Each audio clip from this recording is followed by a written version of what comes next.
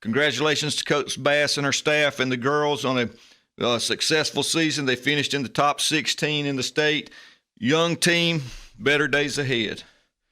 Cross country, we're going to host the region meet this Thursday at Coffee Middle School. The schedule kind of goes like this. At 2 o'clock, the JV boys and girls will run combined.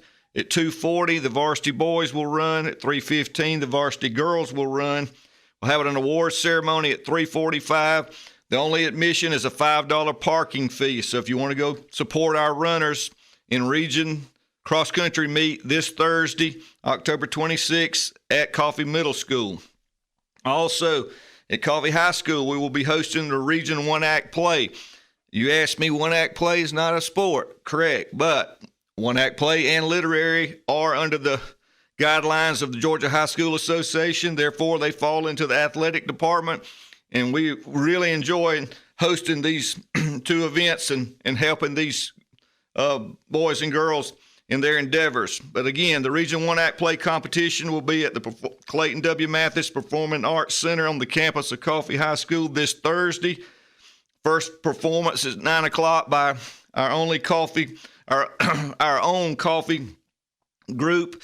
And the last performance is at 3:30. There's no charge for that. So if you want to come and watch 6 plays, come on out to Coffee High School this Thursday and support those kids. Okay, let's talk some football. 9th grade first.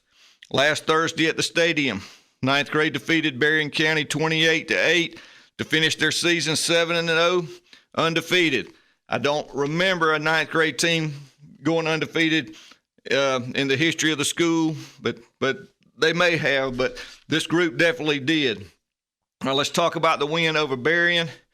Aiden Eldridge, 10 of 18 passing for 146 yards and a touchdown. Rushing, Jordan Solomon had 9 carries for 69 yards and a touchdown. Tyler Dowling, 6 carries for 13 yards. Kadrian Wooten, 5 carries for 14 yards and a touchdown. And Treshawn Smith, 4 rushes for 30 yards. Receiving, Treshawn Smith, big day, 8 catches, 108 yards and a touchdown.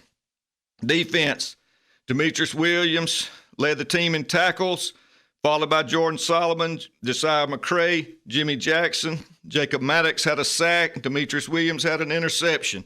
Again, congratulations to Coach Brockington and his staff and the 9th grade Trojans, 7-0 on the year. Okay, varsity football, 8-0, ranked number 1 in the state after a 34-0 win over Jenkins. Stats coming up. Maurice Hansley, 7 of 15 passing for 220 yards and 3 touchdowns. Fred Brown, 19 carries for 167 yards and a touchdown. Anthony Paulk, 5 carries for 53 yards and 2 touchdowns. Receiving, Fred Brown had a 69-yard touchdown pass. Anthony Paulk had 2 catches for 80 yards and a touchdown. James Gerard, 2 catches for 47 yards. And Brady Shook had a 7-yard touchdown pass. That's 3 touchdowns for Anthony Paulk, 2 on the ground, 1 in the air. Defense, tackles led this week by Isaiah Johnson with 8. LG Paulk had 7. Chris Reed, 6. Travis Adams Jr. kicked in 3 tackles for losses. LG Paulk had our only sack. Special teams, Jonas Saylor, 4 for 4, kicking extra points. All right, let's talk a little bit more about milestones and some things that took place Friday night. First of all, Fred Brown now has 1,295 yards rushing. New school record for a 10-game season.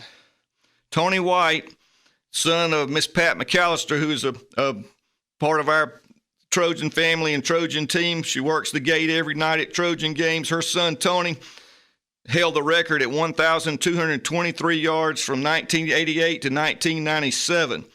In 97, Lewis Smith broke Tony's record at 1,287 yards and held that record until Friday night.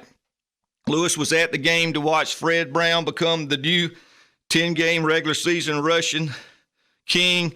It was good to see Lewis, and it's good to have him there as Fred hit that accomplishment. Also on hand Friday night, Tyreek Hill came back to catch a game. He's been coming to at least a game every year. It was great to see Tyreek. He comes, watches us play on Friday night, supports our kids and our program, and then we get to watch him on Sunday Night Football up in Philadelphia where he had another big game.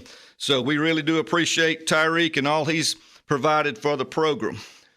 Now let's talk about a little bit about the Trojan defense. Friday night, their fourth shutout of the year. The 4 shutouts ties the 2006 and 2015 teams.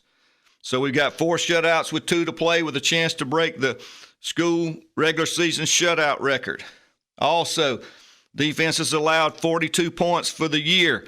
The record is 67 points allowed, and it was done back-to-back in 1981 and 1982. And I'd like to mention on that 1981 team was our Division I player George Smith, and George passed away last week.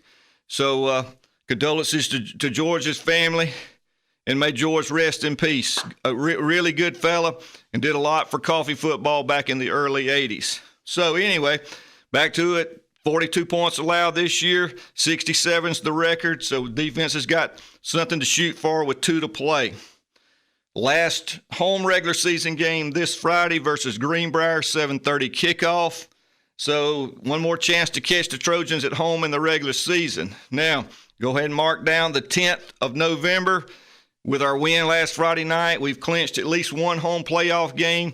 It'll be on a Friday night this year. We had to play on Saturday last year because of GHSA rules, but it'll be on Friday night, November the 10th this year. So go ahead and write that down, playoff football, because we want everybody out to support our kids come playoff time. All right, Kim, I think that's all I got. Thanks for having me. Don't stop. Vibe FM.